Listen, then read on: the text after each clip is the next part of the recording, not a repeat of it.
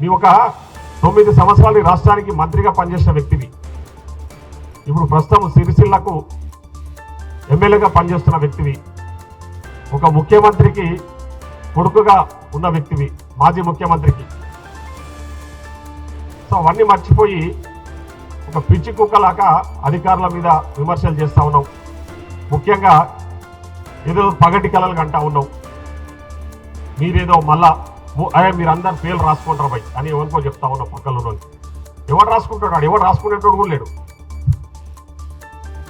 రాసుకొని ఏం చేస్తావు? అసలు ఏం చేస్తున్నారు ఈరోజు? మీలాగా అధికారులు ఆ రోజులాగా మీ చెప్పు చేతుల్లో మీరు చెప్పిందే చేసే అధికారులు లేరని మీరు బాధపడుతున్నది. ఈరోజు అధికారుల మాట ఏంటంటే కాళేశ్వరం కూలిపోయే ప్రసక్తే లేకుండే.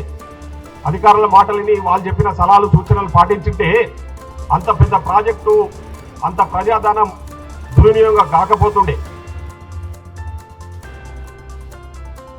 రాసి పెట్టుకోమని చెప్తా ఉన్నాం. 3 ఏళ్ల తర్వాత మేమే వస్తాం, వచ్చినాక మీ అంతు చూస్తామని ఏదో ఉద్దరిగా పాల్గొడతా ఉన్నాం.